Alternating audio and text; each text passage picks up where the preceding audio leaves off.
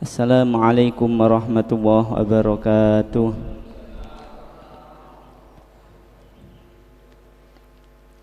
Bismillahirrahmanirrahim. Alhamdulillahi rabbil alamin. Wassalatu wassalamu ala sayyidil mursalin wa alihi wa sahbihi ajma'in. Subhanaka la ilma lana illa ma 'allamtana innaka antal alimul hakim. Wa tub 'alaina innaka antat tawwabur rahim. Rabbi shrah li sadri wa yassir li amri wahlul 'uqdatam min lisani yafqahu qawli. Amma ba'du, para alim, para sepuh bini sepuh, para hadirin wal hadirat rahimakumullah. Pada pagi hari ini kita akan bersama-sama ngaji nggih, kula nggih ngaos jenengan ngaos. Kita bersama-sama belajar tafsir Al-Qur'anil Karim. Sebelum itu mari kita niat dulu, niat at-ta'allum wa ta'lim, an-naf'a wal intifa', al-ifadah wal istifadah, ibtigha'a mardhatillah. Nomor 2, yang belum terbesit di dalam hatinya untuk niat i'tikaf fi hadal masjid, mari kita hadirkan niat tersebut di dalam hati kita masing-masing. Nawaina al-i'tikaf fi hadal masjid sunnah lillahi ta'ala. Para sepuh bini sepuh, para hadirin wal hadirat rahimakumullah. Ayat yang mau saya kaji pada pagi hari ini yaitu surah Al-Baqarah ayat 237. A'udzubillahi minasyaitonirrajim. Bismillahirrahmanirrahim. Wa in talaqtumuhunna min qabli an tamassuhunna wa qad faradtum lahunna fariidatan fanisfu ma faradtum illa ayya'funa aw ya'fu alladhi biyadihi 'uqdatun nikah wa an ta'fu aqrabu littaqwa wa la tansawul fadla bainakum innallaha bima ta'maluna basir. Hafidhu ala sholawati was sholatil wusta wa qumu lillahi qanitin. Fa in khiftum farijalan aw rukbana fa idza amintum fadhkurullaha kama 'allamakum ma lam takunu ta'lamun. Walladzina yutawaffawna minkum wa yadharuna azwajan wasiyatan li azwajihim mata'an ilal hauli ghaira ikhraj. Fa in kharajna fala junaha 'alaikum fima fa'alna fi anfusihinna min ma'ruf wallahu 'azizun hakim. Walil mutallaqati mata'un bil ma'ruf haqqan 'alal muttaqin. Kadzalika yubayyinu Allahu lakum ayatihi la'allakum ta'qilun. Shadaqallahul 'azim wa shadaqa rasuluhun nabiyul karim wa nahnu 'ala dzalika minasyahidin. Allah Subhanahu wa ta'ala dawuh wa in talaqtumuhunna, dan jikalau kalian wahai para laki-laki, para istri para suami, jikalau kalian talaqtumuhunna, mentalak hunna istri kalian, wahai para lelaki, jikalau kalian mentalak istri-istri kalian, min qabli an tamassuhunna, sebelum kalian menjimak mereka, sebelum dukhul. Ketika mentalak sebelum dukhul, sebelum jima sampun ditalak, berarti ini mesti di dalam hati kita terbesit pemahaman, bayangan, berarti ini nikahnya cuma sebentar. Kita durung sampai dukhul, masuk sampai pinten ya, paling lama ya lumrahnya ya 1 minggu ya, lumrahnya belum sampai di dukhul, atau bisa jadi hanya semalam belum sempat di dukhul, paginya ditolak. Penjelasan dari Allah, wa in talaqtumuhunna min qabli an tamassuhunna wa qad faradtum lahunna fariidhah, dan sungguh kalian telah menentukan bagi mereka, bagi istri, untuk istri telah kalian tentukan fariidhatan maharnya sudah ditentukan, maharnya misalkan 1 juta, misalkan seperti itu. Atau ditentukan, kalau di Arab itu kan maharnya kan besar-besar, misalkan 200 juta. Fanisfu ma faradtum, maka yang wajib bagi kamu wahai para suami, wahai para lelaki, yang wajib bagi kamu adalah fanisfu, separuh dari apa yang telah kalian tentukan. Jadi kalau misalkan setelah akad nikah belum sampai didukhul terjadi perceraian, maka yang wajib dibayar maharnya oleh suami tadi, oleh mantan suami tadi, yaitu separuh dari mahar yang telah ditentukan. Jikalau maharnya tidak ditentukan, maka memakai mahar misil. Mahar misil itu ya mahar mengikuti pada misil sepadan dari keluarga itu. Misalkan dulur-dulurnya, saudara-saudaranya itu maharnya 1 juta, maka istrinya itu ya juga segitu 1 juta, atau mengikuti pada masyarakat yang ada di situ. Saat sebelum didukhul sudah terjadi perceraian, maka suami wajib membayar nisfu ma faradtum, separuh apa yang sudah ditentukan. Demikian itu illa ayyafuna, kecuali para suami tadi, mantan suami tadi, ya'fun, memaafkan. Memaafkan artinya membebaskan. Kecuali yang suami tadi membebaskan. Sudah terjadi akad, sudah saya kasihkan maharnya, maka buat kalian, buat kamu semuanya, yang separuh pun yang tidak menjadi kewajiban saya pun itu buat kamu, saya bebaskan untuk kamu. Itu namanya ya'fun, yang pihak laki-laki memaafkan, membebaskan. Au ya'fu walladzi biyadihi, maaf, ya'fun itu yang dari perempuan. Ayya'fun, ya maaf, ini jamak dari hunna ya. Kecuali mereka perempuan itu memaafkan. Jadi istri tadi itu memaafkan. Sudah mas, ini saya kembalikan semuanya maharnya. Saya belum panjenengan jima. Ini saya kembalikan semuanya. Dimaafkan, dibebaskan yang separuh. Padahal sebetulnya wanita tersebut berhak untuk menerima yang separuh tadi. Au ya'fu alladzi biyadihi uqdatun nikah, atau yang laki-laki tadi memaafkan, membebaskan. Sudah Dek, ini belum sampai terjadi sudah Dek, ini sudah terjadi akad.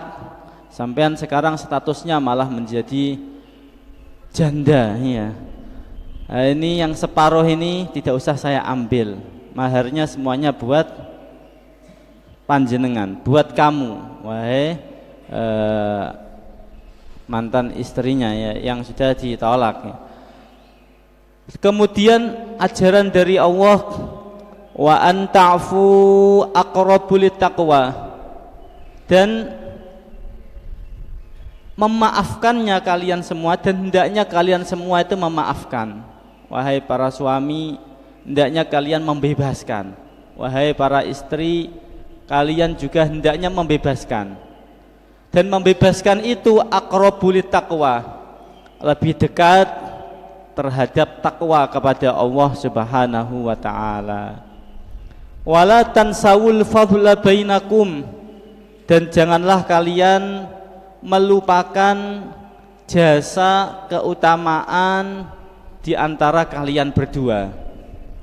Lah ini yang terbesit dalam hati kita mesti seperti ini. Lah wong ini nikahnya kan cuma sebentar ya. Wong belum sampai dijima, berarti kan nikahnya sebentar. Tetapi dawuhnya Allah, jangan melupakan jasa di antara kalian berdua. apalagi yang nikahnya sudah lama. Ini ajaran dari Allah, jangan melupakan jasa pasangan kita. Innallaha bima ta'maluna basir, sesungguhnya Allah terhadap apa yang kalian lakukan basirun, maha melihat. Para sepuh bini sepuh ingkang estu-estu kawula hormati, ini ajaran dari Allah Subhanahu wa taala. Ini Allah mengajari kepada kita beberapa hal yang bisa kita petik dari ayat ini. Nomor satu yaitu anta'fu aqrabulit taqwa. Memaafkan itu lebih dekat dengan ketakwaan. Jadi yang paling baik yaitu ya memaafkan. Walaupun boleh mengambilnya karena itu haknya, tapi ketika dia memilih anta'fu itu adalah lebih baik. Kemudian yang kedua yang bisa kita petik adalah kita harus selalu mengenang jasa-jasa orang-orang yang telah berjasa dengan kita. Bahkan di sini itu kan terjadi pernikahannya tentunya tidak lama. Kalau melihat konteksnya, wa in talaqtumuhunna min qabli an tamassuhunna, sebelum dijima. Itu ajaran dari Allah, la tansawul fadla bainakum, jangan melupakan keutamaan jasa di antara kedua belah pasangan. Ini keluarga itu merupakan elemen yang paling kecil dari masyarakat. Ini mengajarkan bagaimana kita hidup di sosial, di masyarakat.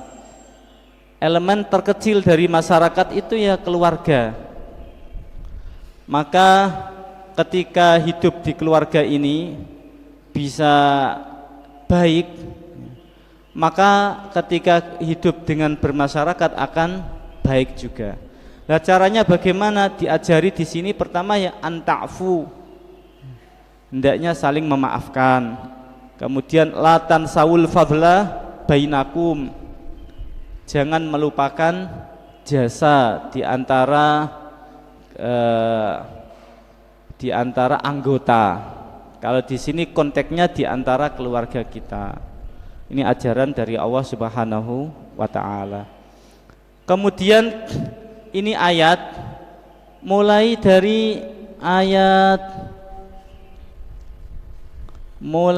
dimulai dari ayat 221 sampai pada ayat ini sampai pada 237.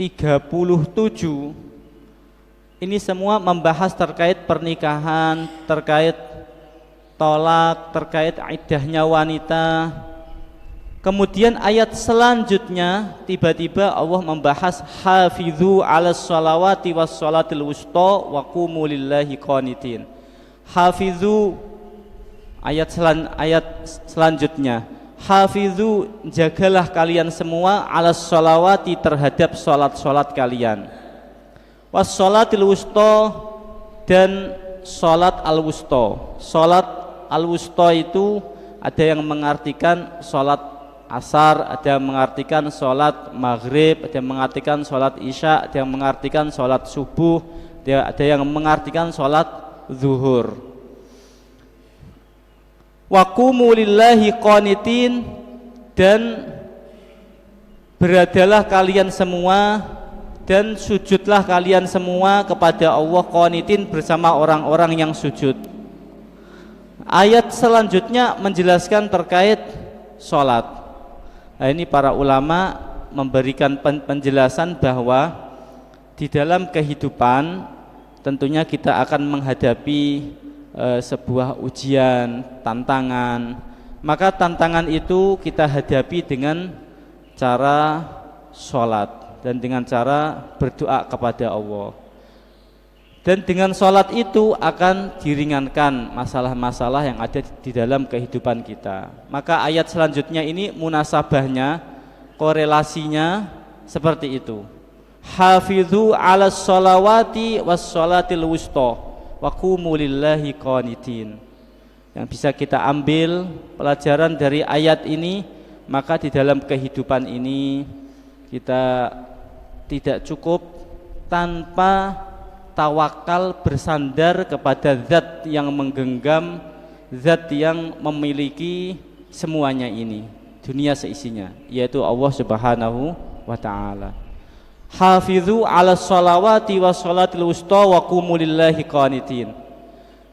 Ayat selanjutnya, fa in khiftum farijalan aw rukbana. Ketika kalian saat sholat dalam kondisi yang khofa, yang takut, misalkan ketika sholat ternyata ada ular yang mau menerkam panjenengan, maka panjenengan itu boleh farijalan, boleh berjalan dalam waktu sholat tersebut. Aw rukbanan, atau naik kendaraan pun boleh. Artinya untuk menghindari khauf tersebut. Tetapi faidha amintum, saat keadaannya itu sudah aman, misalkan saat peperangan, itu boleh sambil berjalan. Dalam fikih Syafi'iyah yang tidak diperbolehkan adalah berbicara. Jadi misalkan ada binatang buas saat kita sholat, walaupun sholat wajib, binatang buas itu mau menerkam kita, kemudian kita lari menjauh, itu pun sholatnya tidak batal. Tapi kalau berbicara, berteriak, maka sholatnya batal. Karena berteriak itu tidak ada manfaatnya untuk menghindari bahaya tersebut. Sebatas apa-apa yang bisa menghindari dari bahaya tersebut. Misalkan lari, menghindar, maka tidak sampai membatalkannya. Tetapi ketika dalam kondisi sudah aman, fadhkurullaha, maka sholatlah kalian semua, kama 'allamakum ma lam takunu ta'lamun, sebagaimana Allah telah mengajari kepada kalian semua apa-apa yang sebelumnya kalian tidak mengetahuinya. Ya, maksudnya sholat sesuai dengan syarat rukunnya ketika dalam kondisi aman. Ini mengajari kepada kita ya, bahwa la yukallifu Allahu nafsan illa wus'aha. Allah tidak membebani kecuali semampu kita. Jadi kita diperintahkan oleh Allah untuk selalu beribadah kepada Allah, tetapi sebatas kemampuan kita. Walladzina yutawaffawna minkum wa yadharuna azwajan wasiyatan li azwajihim mata'an ilal hauli ghaira ikhraj. Ayat selanjutnya, fa in kharajna fala junaha 'alaikum fima fa'alna fi anfusihinna mim ma'ruf wallahu azizun hakim. Walladzina yutawaffawna, adapun orang-orang yang ditakdir wafat oleh Allah, minkum dari kalian, wa yadharuna azwaja, dan meninggalkan istri-istri, wasiyatan, maka wajib berwasiat sebelum meninggalnya, li azwajihim, untuk istrinya, mata'an ilal hauli, aima yatamatta'u, apa-apa yang diperlukan kebutuhan istri, ilal hauli, sampai setahun. Jadi ayat ini itu dinasakh. Dinasakh itu dihapus hukumnya, tetapi ditetapkan bacaannya. Ayat ini dinasakh dengan ayat mawarith, ayat warisan. Sebelum ayat warisan turun, walakum nisfu ma taraka azwajukum, sampai akhir, ayat ini yang dipakai di dalam hukumnya. Jadi sebelum ayat warisan itu turun, saat laki-laki itu mau wafat, misalkan ada tanda-tanda dia sakit, maka wajib memberikan wasiat senilai keperluan yang dibutuhkan oleh keluarganya, oleh istrinya selama 1 tahun itu, baik maskan, malbas, mat'am, dan semuanya. Ghaira ikhraj, dan tidak boleh mengeluarkan istrinya tersebut dari rumahnya selama 1 tahun. Fa in kharajna, maka ketika istri tersebut keluar dengan sendirinya, fala junaha alaikum, maka ketika istri itu pengen bersama keluarganya, bersama ibunya atau bapaknya, dia keluar dari rumah suaminya, suami yang meninggal tadi, fala junaha alaikum fima fa'alna fi anfusihinna mim ma'ruf, maka tidak apa-apa kalau seperti itu. Wallahu azizun hakim, Allah maha perkasa lagi maha bijaksana. Nah, ini ayat ini sebelum ayat mawaris turun. Saat ayat mawaris turun, hukumnya sudah beda. Hukumnya bagi istri ketika punya farq waris itu anak atau cucu, maka bagiannya 1/8. Ketika dia tidak punya farq waris, maka bagiannya 1/4, 1/4 dari tirkah peninggalan suaminya. Ayat ini mengajari kepada kita bahwa laki-laki itu yang bertanggung jawab kepada istri. Maka dalam ayat lain dijelaskan ar-rijal qawwamuna 'alan nisa bima faddalallahu ba'dahum 'ala ba'd, bahwa laki-laki itu yang bertanggung jawab atas perempuan, atas istrinya. Bima faddalallahu ba'dahum 'ala ba'd wa bima anfaqu. Nah, ini mengajarkan kepada kita juga bahwasanya laki-laki itu sifatnya harus mengayomi, sifatnya harus bisa bertanggung jawab dunia akhirat terhadap pasangannya. Wallahu azizun hakim, Allah itu maha perkasa lagi maha bijaksana. Kemudian ayat berikutnya walil mutallaqati mata'um bil ma'ruf haqqan 'alal muttaqin kadzalika yubayyinu Allahu lakum ayatihi la'allakum ta'qilun. Bagi mutallaqat yang diceraikan itu ada mata'nya, suaminya harus memberikan mata' bil ma'ruf dengan semampunya, seukuran suaminya. Haqqan 'alal muttaqin. Kadzalika, demikian itu Allah menjelaskan kepada kalian ayatihi, ayat-ayatnya, la'allakum ta'qilun, agar kalian berakal. Nah, ini kadang di pondok ya ini kurang bagus sebetulnya. Terkadang ada candaan seperti ini, wis golek mertua sing sugih engko njaro isok gandul. Nah, ini sebetulnya tidak baik. Karena apa? Di sini sampai Allah dawuh la'allakum ta'qilun, agar kalian itu duwe akal. Agar kalian itu punya akal bahwasanya yang bertanggung jawab itu suami, laki-laki itu yang bertanggung jawab, laki-laki itu yang mengayomi. Kok tambah sampai awal dawuhnya pala la'allakum ta'qilun ya. Sampai di sini saat mau meninggal pun itu harus masih ada tanggung jawab ya. Saat ditinggal pun ada tanggung jawabnya, seperti itu. Ini mengajarkan kepada kita, Allah mengajari kita dimulai dari elemen yang paling kecil, yaitu keluarga. Keluarga itu, kumpulan dari keluarga itu menjadi masyarakat. Masyarakat nanti ketika besar ya menjadi bangsa negara, seperti itu.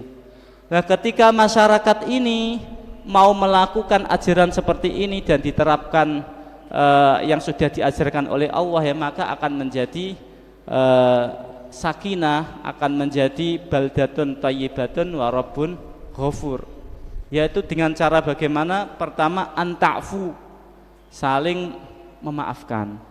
Ini mengajari kepada kita bahwa manusia itu enggak ada yang sempurna, ada kelebihan, ada kekurangan. Siapapun kecuali para anbiya, maka di situ ada sifat kamal. Kamal tapi tidak kamal yang absolut, karena kalau kamal yang absolut adalah hanya lillah, bagi Allah Subhanahu wa taala. Nah, ini manusia itu punya kekurangan, punya kelebihan, maka yang harus dilakukan adalah anta'fu. Memaafkan itu aqrabul taqwa, lebih dekat dengan ketakwaan.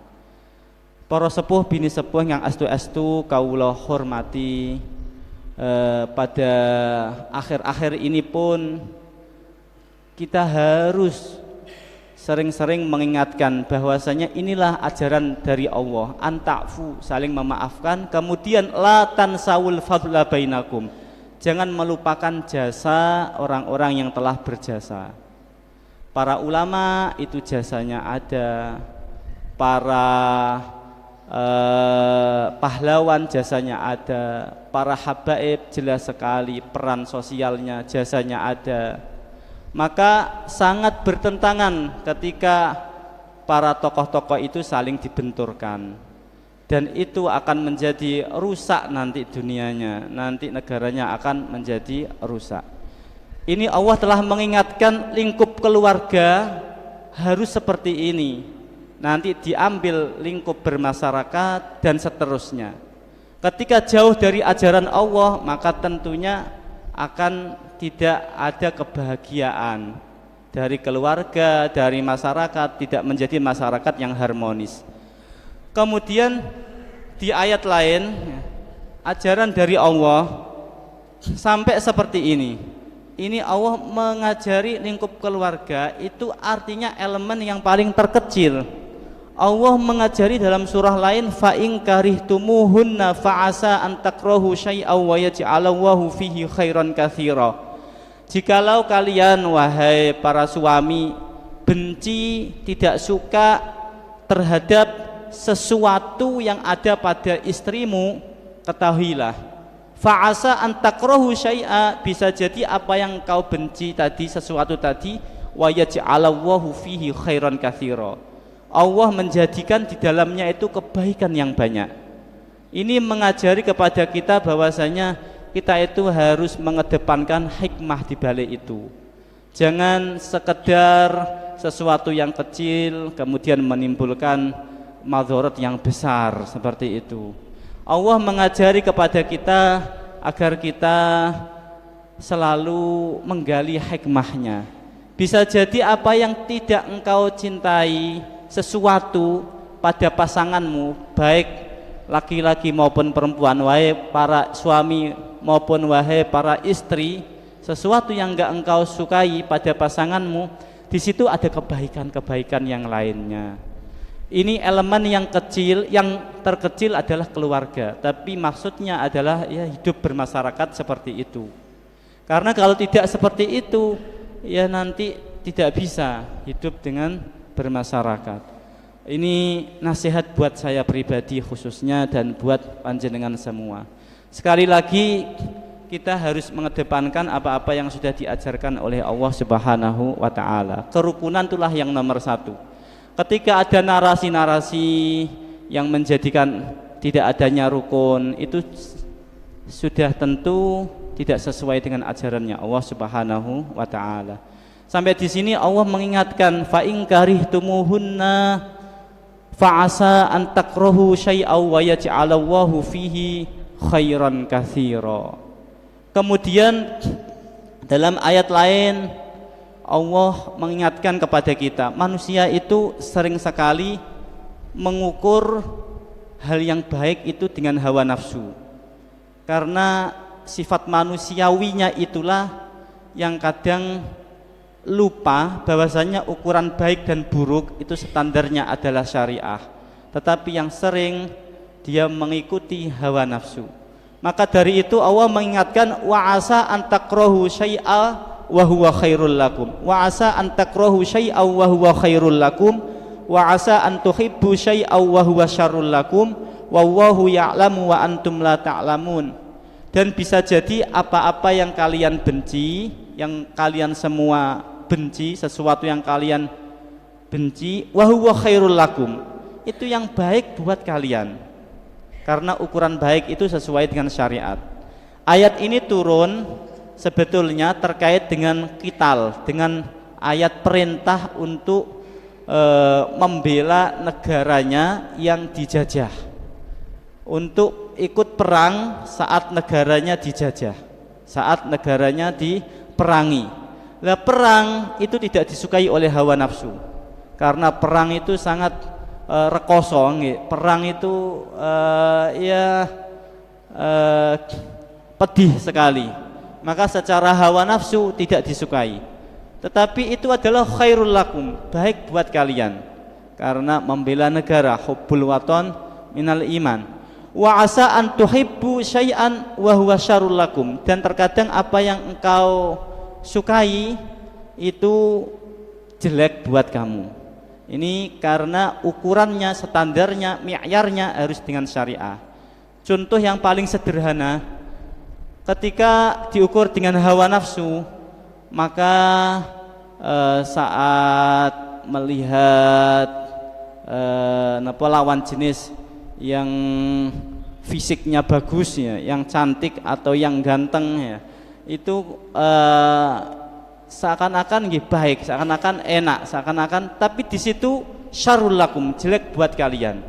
Sederhananya timbul banyak negatif-negatifnya. Paling tidak dikatakan oleh para ulama, sebagaimana dawuhnya baginda Nabi, akan dicabut rasa cinta terhadap pasangannya. Na'udzubillahi min dzalik. Maka dari kecil itu akan muncul beberapa negatif-negatif yang lain. Maka Rasulullah mengingatkan kepada kita, an-nadhrah sihamun min sihami iblis au kama qol. Pandangan yang haram itu merupakan panah yang beracun dari panahnya iblis. Allah mengingatkan qulil mu'minin yahudzu min absarihim. Itu contoh sederhananya.